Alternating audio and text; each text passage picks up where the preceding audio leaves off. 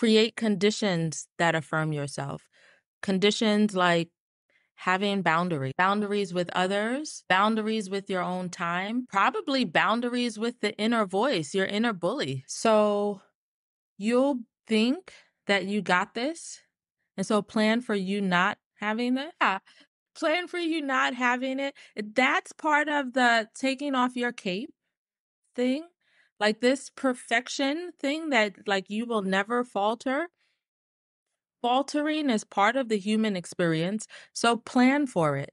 Hey, you guys, welcome in. I wanted to do this interview today because I'm getting to talk with Antoinette over at Black Exhale. And we are specifically talking about how to make space to honor Black women without having to be that strong Black woman trope. I have been that person that felt like I always have to be on, that I have to be perfect, that I have to work 10 times harder to be acknowledged, to be seen. And I'm also now that person is like, to hell with that. And I'm getting a chance to experience some of Antoinette's work. I thought that this would be a great conversation for us to talk about together. So I'm excited to go ahead and jump in. Antoinette, did I leave anything out? No, I'm here for it. Yes, yes, I love it. Okay, so let's jump in. So, first, give us just a little bit of background on what you do at Black Excel and what makes you passionate about it. Well, Black Exhale is, the iteration that it's in now is a nonprofit organization, but it really just started as a vision. And in that vision, there were Black bodies moving and like moving all of these stuck emotional states out of the collective Black body, and a group of people holding space for that. And it was this space, this vision that was timeless, and that like the ancestral body was present. The future was present, the present was present. And this interrogation of what will it take to heal?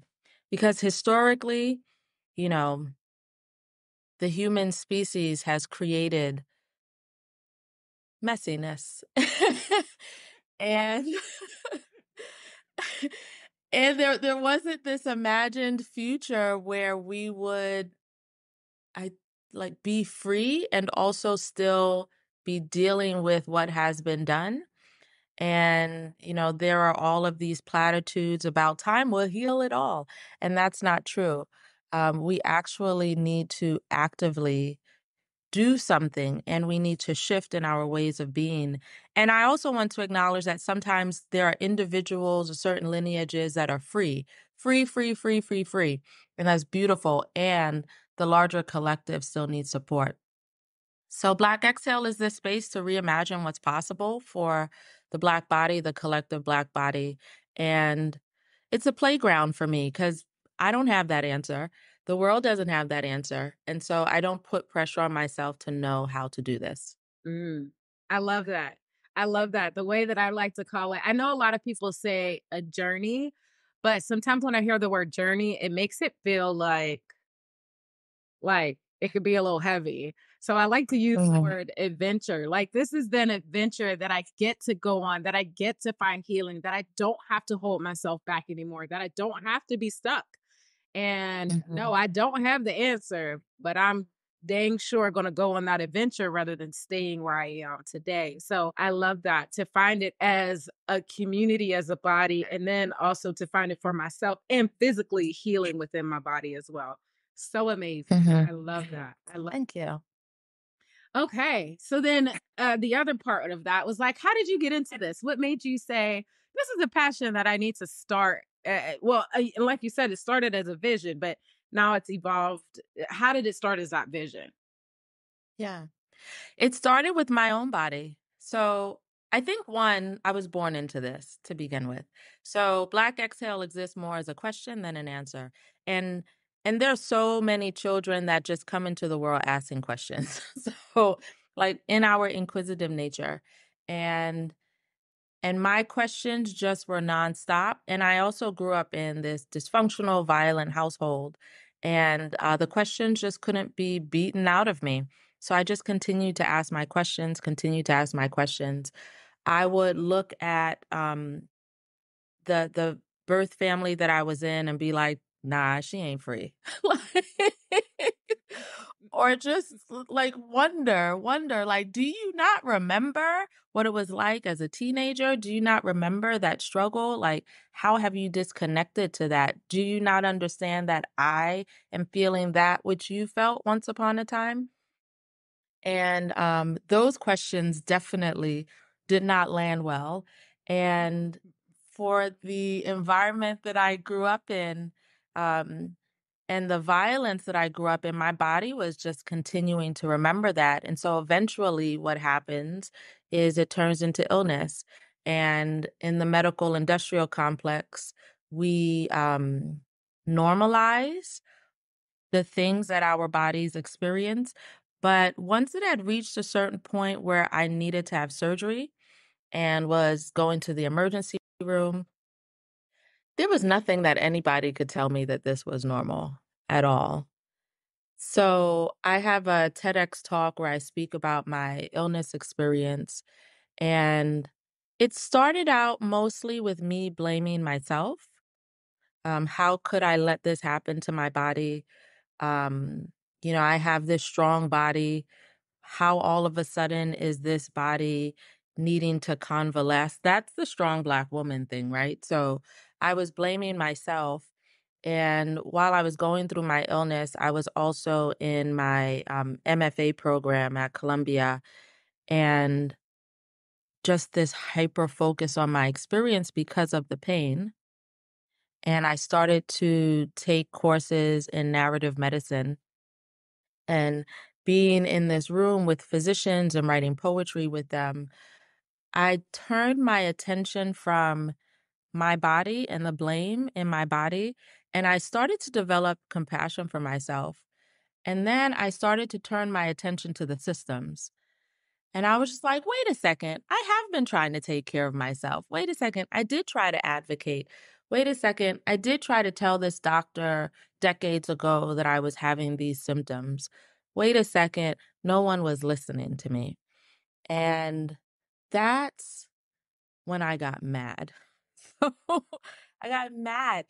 It initially when I was blaming myself, my shame around the failings of my own body had me be really quiet about it. But when I saw that I had been trying to advocate for myself, then like Audre Lorde says, your silence will not protect you.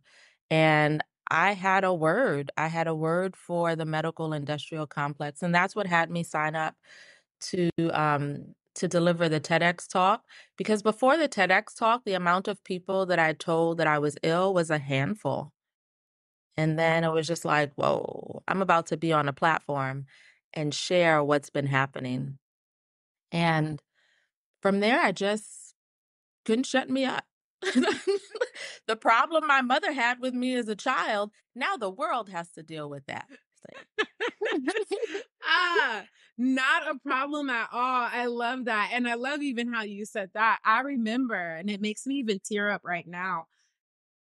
I love how you said the birth family you were born into, it was different. You knew that you wanting something a little bit different. In addition to that, I was also that kid that asked questions and remember that it used to anger people when I would ask questions. And I'm like, but I want to know, I understand. And for me, it's taken some time to figure out how to come back around to being okay with being that person that asks the questions, even if it makes people uncomfortable. Because I had to recognize that it wasn't that I was asking questions, and that it was making them uncomfortable with things that they didn't want to deal with.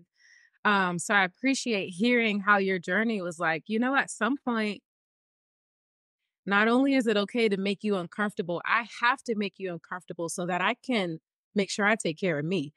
Because if it's going to manifest in pain and sickness in my body, and I've even been on that part of that same similar journey. So I'm so excited that I get to hear. It's so nice to hear you're not the only one, and I've been working with your path to help me work through that. But I just appreciate all of that. And now, like you said, nobody can shut you up. That's right, girl. Say it.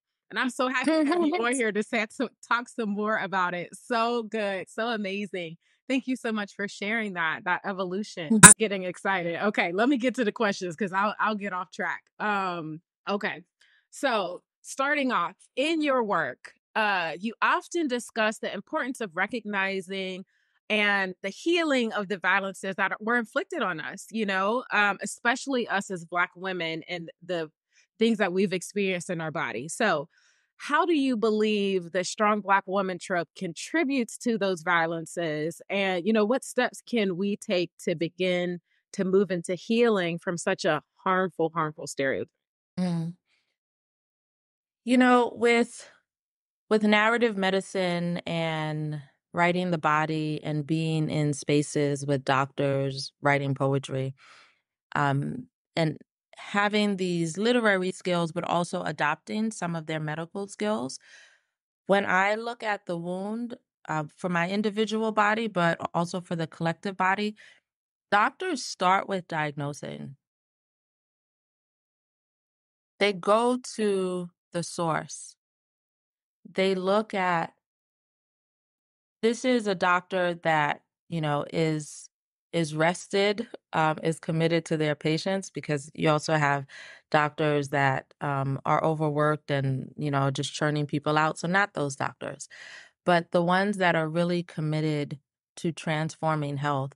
They go to the source, they look at what is at the source of the wound. And not only do they treat the body, but they also create conditions that support healing and health.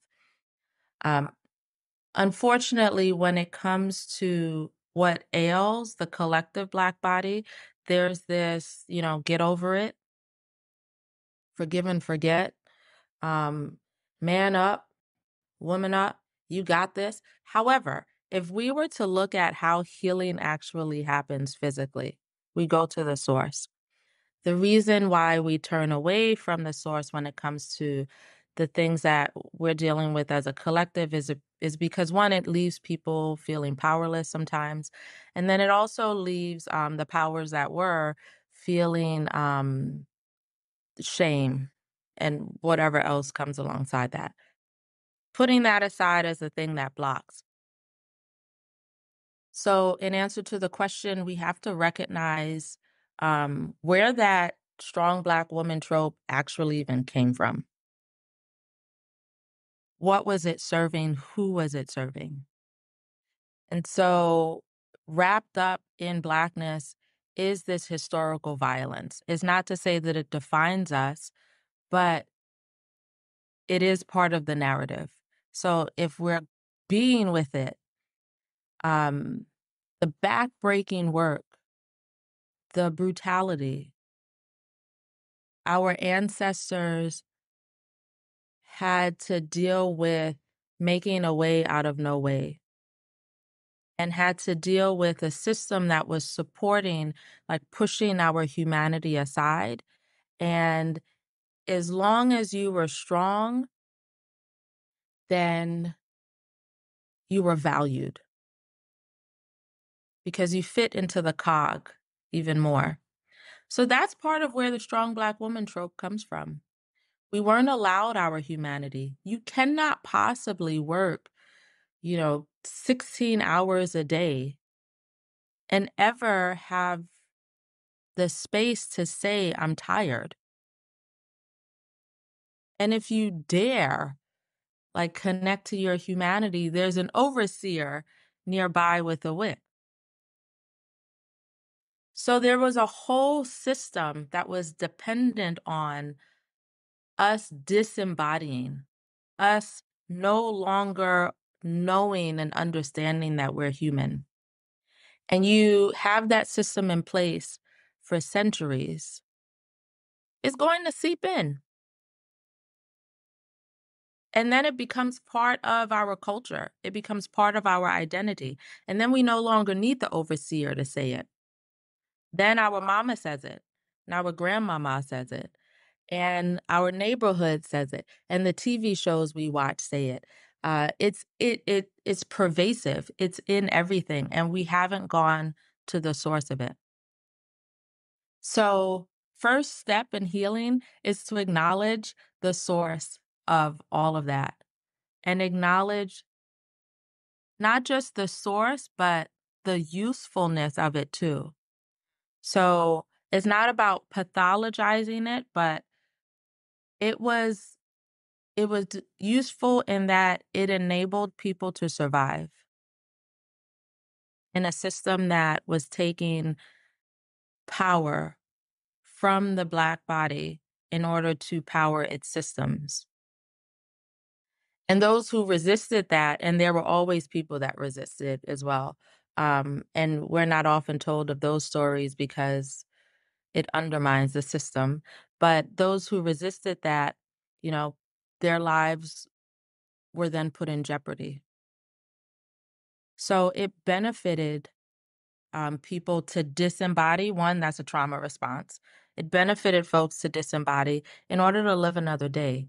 So telling the truth about that, um, honoring the ancestors that continue to live such that we could exist today, and then undoing those systems by reconnecting with our humanity. So, yeah, I mean, that whole part of acknowledging that we had to disembody ourselves in order to survive, and how that is a trauma response, and how the simplicity, but super hard, but sometimes the simple stuff is literally the hardest part. But the simple reconnection back to the fact that I am human, I am not a superhero, and actually I don't even want to be a superhero.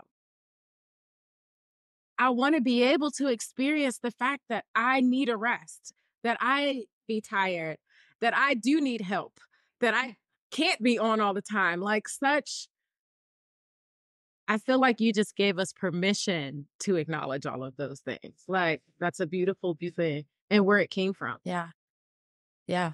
And the truth is too, once you start to acknowledge it, so once you start to acknowledge it, there's not going to be a lot of feel good in that. So for me, acknowledging it meant feeling while I was in a hospital bed. Like, those are the precise moments when you don't want to feel. Yeah. I just got goosebumps even just thinking about it, girl. And so the amount of courage that it takes to feel when you are in the presence of pain. There was a point where my first emergency room visit, um, I had full body hives. My immune system had just checked out. And the doctor was wanting to prescribe something that I would no longer have hives. And I said, hold on. So something's causing the hives, and you want to give me something so that the hives aren't there anymore. But whatever's causing the hives is still there. And he said, yes. I said, okay, well, then I don't want the prescription. And he said, why not? And I said, whatever is causing the hives is actually telling me something. So I'm going to pay attention. So it meant that I was agreeing to be with the pain, not because I appreciate pain, not because I wanted to be in pain, but it was serving me long term. And so I just started to listen. Like, there were certain foods where whenever I ate them, then I would break out in hives. There were certain environments where whenever I was in those environments, then I would break out in hives. And I said, oh, okay, got it. So, like, I broke out in hives when there was a horror movie on. I used to watch horror movies all the time. And I said, okay, body. So you don't like horror movies. Got it. And so I stopped watching horror movies. And then the shows with a lot of drama, I started breaking out in hives with that. Okay, body. You don't like those kind of shows. Got it. Like, I didn't have capacity for a whole bunch of stress. because my system was already under too much weight. And so not taking the prescriptions allowed me to be with the pain, notice what it was telling me, and then create conditions that supported my well-being. 'Cause, yeah, sometimes when people are taking on this embodied life, they're just like, "This feels horrible. I must be doing something wrong." No, no, you're actually feeling what's there. That detox process is hard, but it's what's gonna be what gets you to the other side, and I love how what you just shared as your own experience, just such a tangible way to show, like, this is what might happen, and but look at how I am now. Worth it. Man, again, a similar experience, I was having heart palpitations, and their answer was to give me medicine, and so I started with medicine, but I was like, "This I don't want this medicine either because this is creating other side effects." Me having to say, this is not the right doctor and continuing to try and try and try and not find the right person until I finally got someone that helped me get to that space. In addition to also working with a somatic healer that just helped me learn to sit and be present with my body, and literally hear my body is saying. And that takes creating a relationship with ourselves that most people that most of this world is not talking about. We're not talking about how to do it or how to evolve into that. So such good story from that. Thank you. Thank you. Yeah, you're welcome.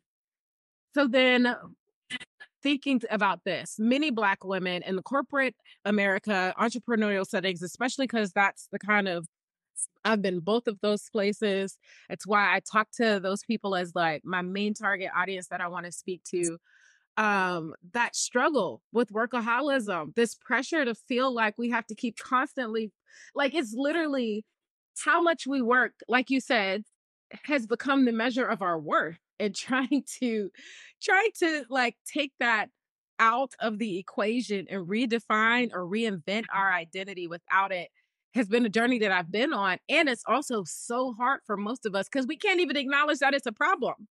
That's a topic. But starting with that, how can Black women learn to unleash the patterns and, like you said, go back and acknowledge it specifically in this context that work is not work is not the measure of our worth. There's permission to prioritize our well-being without the guilt. Hmm. Yeah. I mean, for all things, I will always say come back to the body. Have a deeper relationship with the body. Um, in addition to these embodiment exercises as well, um, having a much more intimate relationship with your thoughts and seeing where your thoughts are going, um, hearing the narrative that's behind the workaholism, it will be amazing. Like for folks to actually hear the narrative behind the workaholism. And like one doesn't have to say, okay, I'm going to change my life for the rest of my life. That's too big of a scope. So you can start small. And the reason why I suggest starting small is because the narratives that are so unconscious in us, oftentimes, especially unexamined, will have us doubt ourselves, question ourselves. And so you don't want to add into that narrative that's already running in the background. So set yourself up to succeed. So you can say, I will practice this mindfulness for one day. For one day, I will be more attuned to my own thoughts. If that's too much, then you could say for 1 hour, I will be more attuned to my thoughts. Anything that comes up is worthy of exploration. So affirm yourself in all that you're doing. And so if for your 1 hour, you're resisting all of it, okay, then let me examine what are the conditions that I need to put in place to support 1 hour? So that might look like going, you know, to a yoga studio for 1 hour and having that be the space where you practice listening to yourself for 1 hour. Because in your home space, in the company of others that are used to you being on the hamster wheel, it may not be very supportive. So it might look like creating conditions to support you in listening to your inner dialogue. If you are not attuned to that inner dialogue, then you're overriding, and the overriding will make things that much more challenging. And so that's why I think it's really important to recognize the inner dialogue, recognize the pressure that's there for you, and then put in practices in place to affirm yourself. Um, Create conditions that affirm yourself. Conditions like having boundaries with others, boundaries with your own time, probably boundaries with the inner voice, your inner bully. Yeah. Yeah. And I love that you said all of that. I will say, so you said, like, creating the space for it. And for me, it was this big thing of getting out of my comfort zone. So 2016, life was lifing. We weren't saying that then, but that's what it was. And I had just paid off my last student loan payment. And I had this realization that I don't have to do this job anymore. Like, I don't have any major expenses. Like, I could make peanuts and survive. And so I decided to leave my job, sell everything, and go on 11-month mission trip to step away. That whole create a different, and I didn't even know if it was going to be the right condition, but I knew I needed a different set of conditions that were going to allow me to take work out of being this number one context that my whole life revolved around.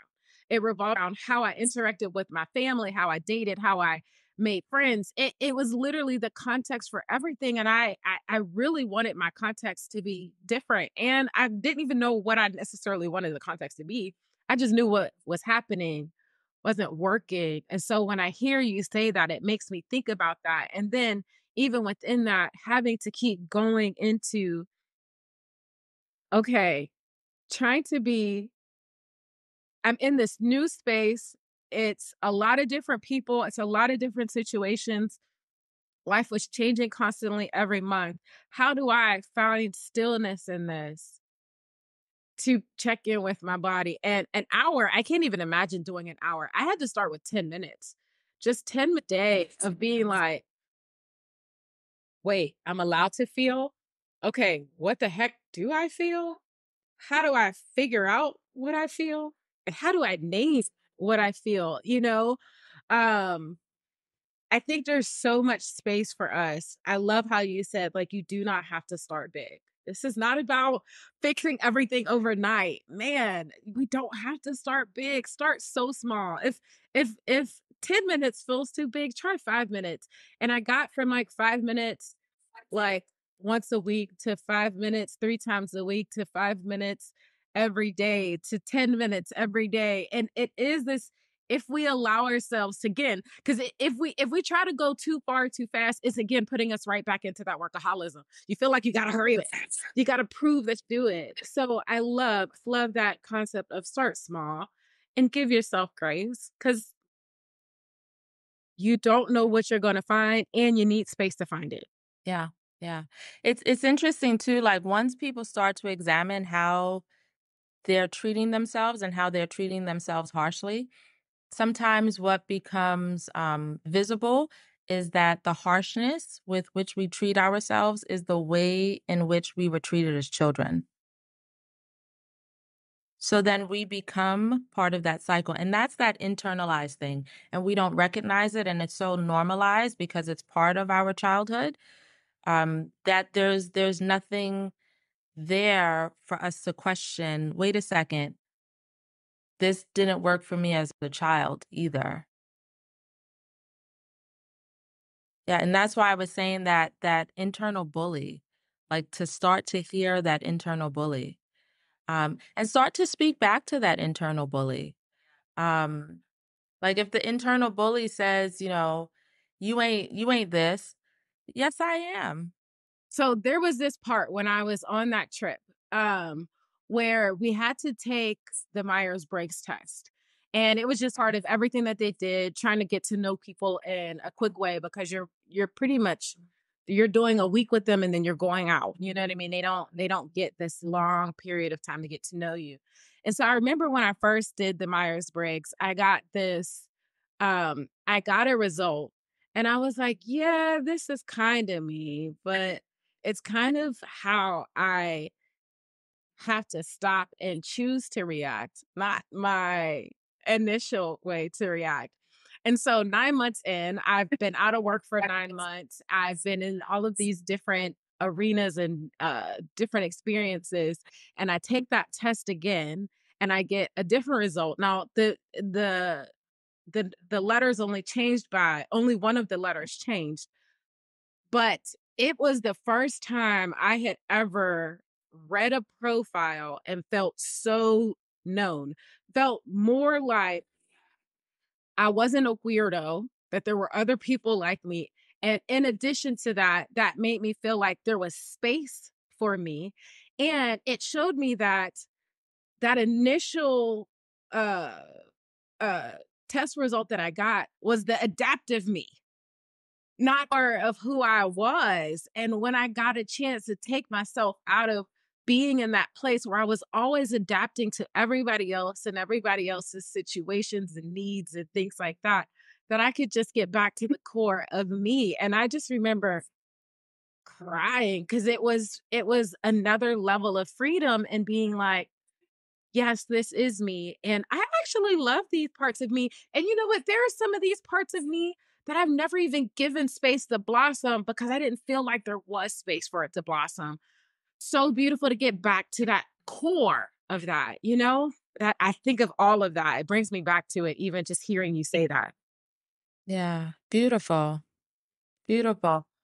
I tend to jump deep in when it comes to the healing processes, but it's mostly because I have a really loud body.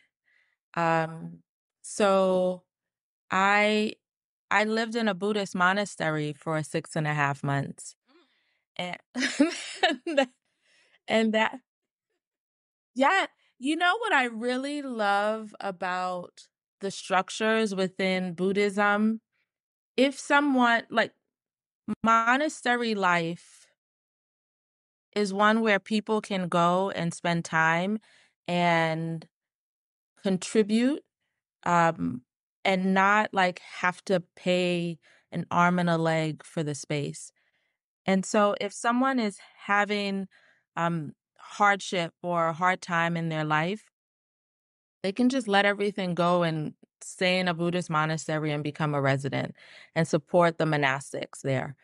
Um, but when we look at like here and how accessible healing spaces are, oftentimes people can't access those spaces. Definitely, financially can't access those spaces. And so I went into the Buddhist monastery during the height of 2020. I had a relationship with the monks and also with silent meditation retreat centers before that. But I found that every time I was going onto Facebook, I kept crying. Uh, because I had been developing my sensitivity. So part of this path as well is for the pushback that I heard a lot as a child that I was too sensitive. I took on this path of becoming more sensitive. So that's what this path is as well. I am becoming more sensitive. I had to actually have a conversation with a friend who brought something harsh into my space. And I said, hold on, hold on, hold on. You're part of my inner circle. And as part of my inner circle, that means that when I'm in your presence, I'm not guarded. And so if you're my inner circle, then you don't bring the world into this space that we've created. And if you don't know how to honor that, then you can't be my inner circle. And I've been doing this spiritual development work and personal development work for some time. And she responded, but I thought that you've been doing all of this other work. And so people expect that as you take on this path, that somehow like anything can come at you, daggers can come at you, and you'll just like, no, no, hold it and no, no. I said, I said, no, girl. I said, I'm more sensitive. I said, with my inner circle, I said, this is my path where I'm naked. Like, that's the path. I'm becoming more and more naked, more and more vulnerable. And so it's very important for me to really have an inner circle that understands that. This is not you do your spiritual work and then all of a sudden anything can come at you. So, in order for me to do this work, I've accepted that I'm going to become more naked in order to do this work. So being at the monastery was was necessary for me because I was becoming more and more naked as the world was doing what the world was doing in 2020. And I loved my sensitivity and I didn't want to armor up. And so I went into the monastery to honor my sensitivity and it was beautiful. It was beautiful being there. The first night that I was there, I cried. Because I got how unsafe I felt. And just like on a somatic level, like I felt parts of me relaxing that hadn't ever relaxed before. And I didn't know because I had never felt that level of relaxation. And something in my body just communicated this is a sanctuary that you've never experienced before. This is a level of sanctuary that most Black people have never experienced before. And I started crying. But it was also interesting that whenever it was time to go to sleep, I was the person that was going around checking all of the doors and make sure they were locked. There was no concern there. But like as I was going around checking all the doors, I was listening to myself and I was like, wow, Antoinette, you really have not known safety. You're here with a whole bunch of monks, like, you never, everybody else is asleep. I'm going around the whole place, checking everything and just having compassion with myself. And I needed to do that for several weeks until the rest of me caught up. So yeah, I jumped in deep with 6.5 months of being in the monastery. And there's, even with that, like there are times where I'll have to say, okay, I can only do 5 minutes of meditation today. That's it. That's it. Mhm. Yeah. Yeah. That space to also listen to ourselves and be okay with whatever we need, whether it is 6.5 months or whether it's 5 minutes, also is the ability to, not to make us have to do we don't if we're doing it, I say this all the time. If we're doing it out of obligation, we're not doing it out of love. And I would rather be in love with myself rather than being obligated to love myself. Like I want to just truly love myself. So, okay. So then here, for Black women who are just beginning their journey of healing and creating a lifestyle of freedom, what guidance would you offer them? That's first. And then what resources would you recommend to help them navigate? Well, one of the bits about guidance is get your resources. We'll start there. Get your resources. um, because there's no doing this alone. And then in there's no doing this alone, it doesn't mean drag people along in your life, because then all of your attention and energy is going towards them. So one bit of guidance is honor your call. If this is calling to you, honor that.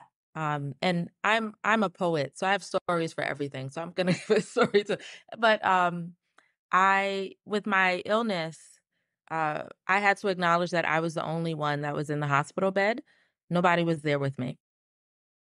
And so I have always been committed to my mother also experiencing healing, and I was waiting for her.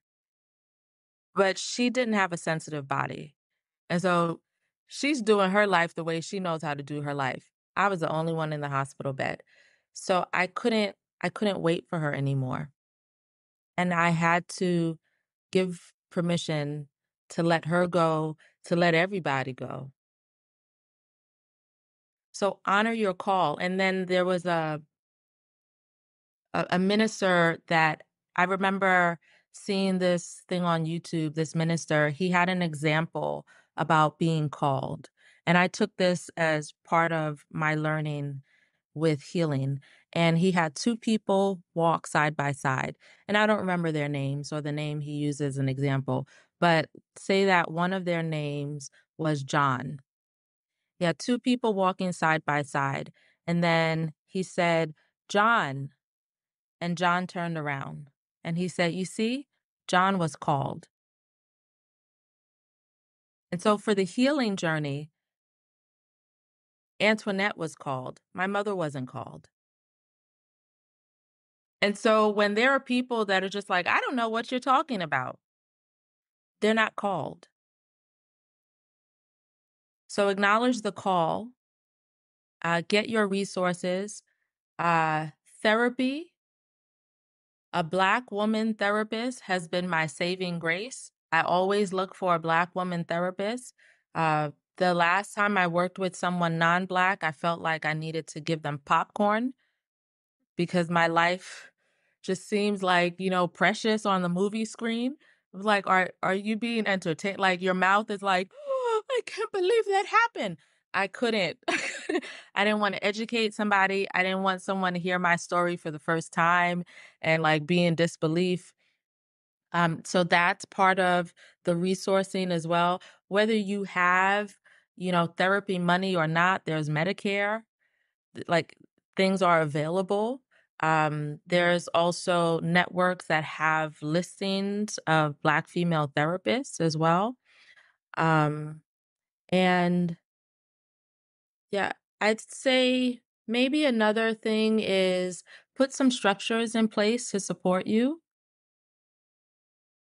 So you'll think that you got this.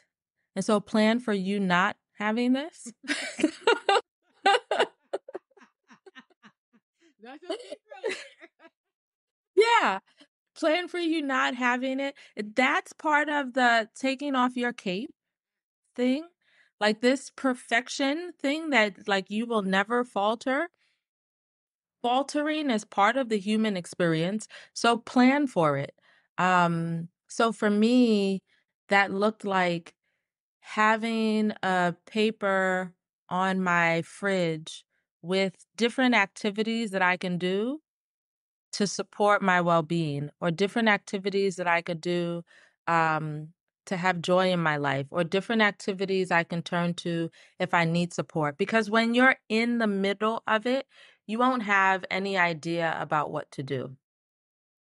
So have a list of things. What are the things that bring you joy? If you don't know what are the things that bring you joy, then Google things that bring other people joy. Yeah, and just create a list. It doesn't all have to come from your head. I also used to do 30-day challenges. So I would pick something that I would work on for 30 days. And after those 30 days, I would abandon it without any guilt. I took it on for 30 days. Day 31, I didn't make any agreement to that. And so there was one 30-day challenge of I want to take on pleasure for 30 days. And on day 2, I realized I did not know what in the world pleasure was. Pleasure for me at that time was limited to sex or sweets. That was it. Because that's what the world communicates as pleasure. I wasn't dating anybody and I don't have a sweet tooth. So I was just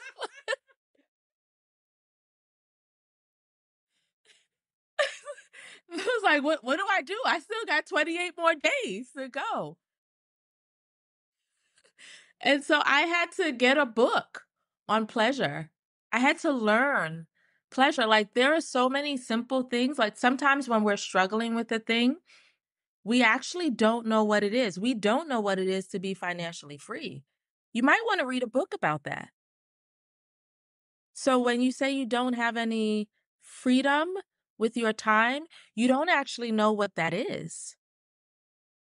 So freedom with your time, you might think that that means scrolling on Facebook, but no, the brain is actually quite active with that. So we don't know what time freedom looks like. Um, I wanted to stretch myself and what it meant to be abundant. And so I gave myself a challenge of for 30 days, I'm going to virtually put money in a virtual bank account and then I'm going to spend it. Like I wanted to practice indulging. And I didn't have indulging kind of money. So this is all to say, regardless of where you are, you can create parameters to support this expansion. And so I virtually had money in my virtual bank account, and each day I would double that.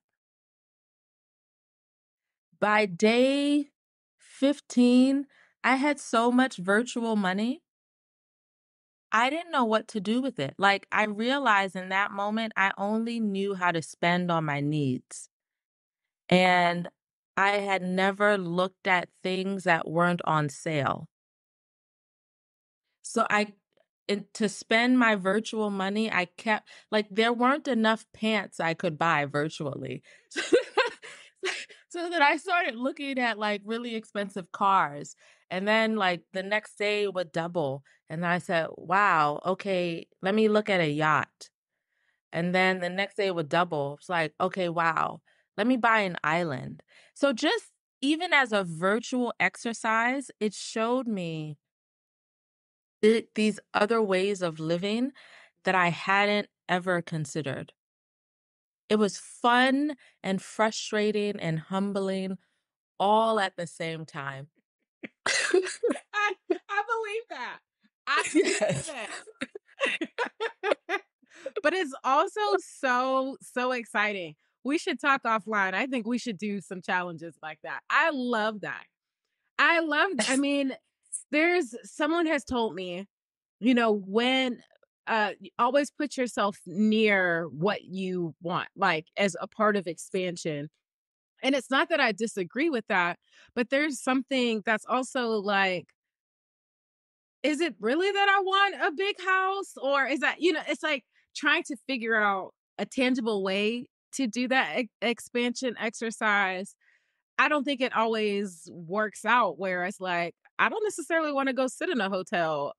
That doesn't feel like expansion to me just because I want to be the person that can afford that kind of hotel. But what is something that I can do that opens my mind that allows me to this thing? And I'm not saying that there's anything wrong with that. I'm saying that there should be multiple ways to find that expansion. And so I think that would be a lovely challenge to be able to take on. We'll have to talk about being able to do that. So I love so much. So good. So I have a couple closing questions. First, do you have a space in which you help people do this, or like is there, how do people work with you, get in contact with you, all of those things?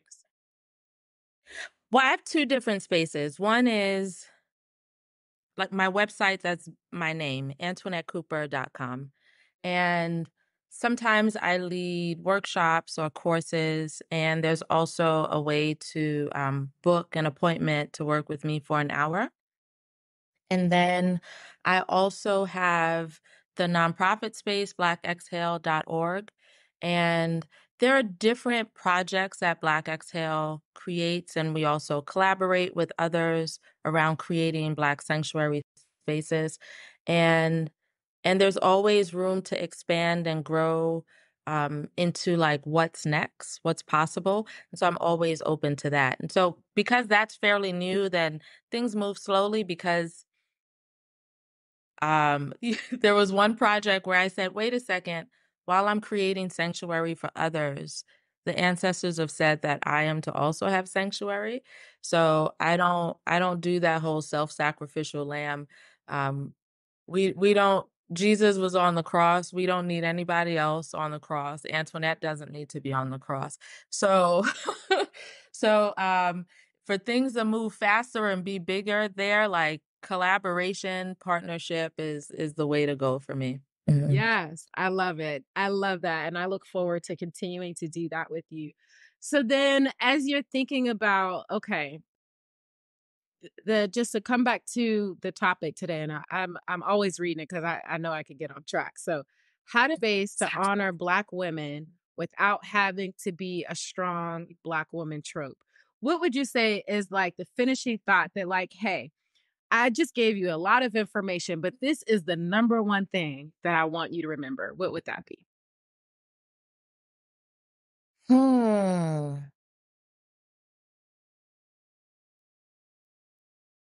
I'm in this space of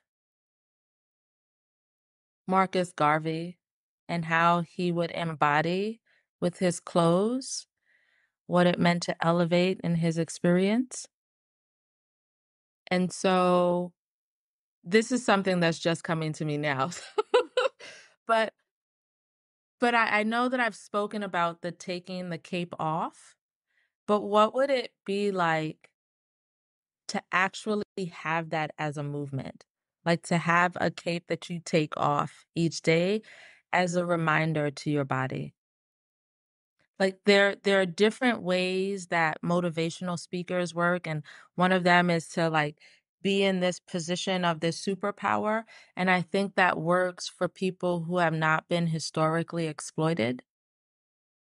But for those of us who have been historically exploited, practice taking the cape off each day so that you communicate to your body that you don't have to be a superhero. Uh, yeah, I love that. I love that so much.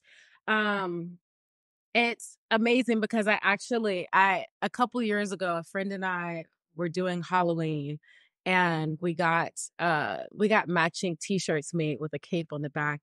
And we were going through our stuff and you're getting older and you're getting rid of stuff. And I threw mine away and then I was like, crap, I wish I would have kept it. And then I realized my best friend had kept hers. So I asked her to send it to me. And I actually have been wanting to do a video where I cut that thing up. I cut it because I want to, it's a physical way to represent to my body that I get to be human. I do not have to be a superhero. And you know what? We've been superheroes this whole time. The other ones that thought they were superheroes, they was the ones that we were saving them anymore. Now we're there of us. And I literally wanted to cut that up. So I love that, that idea of taking off the cape. And with it, it's something that I love helping my clients do. I have a program called Meant for More. It's all about these four different phases. First and foremost, reinventing our identity without work does not have to be Mhm. for. There's so much more to us than our job title. So starting with that and then envisioning, like you said, sometimes we don't even know, well, if this isn't the main thing, then what is the main thing? So we have to take that time and say, what do I actually want now? And it's an evolutionary process. It doesn't just happen like we just wake up and know.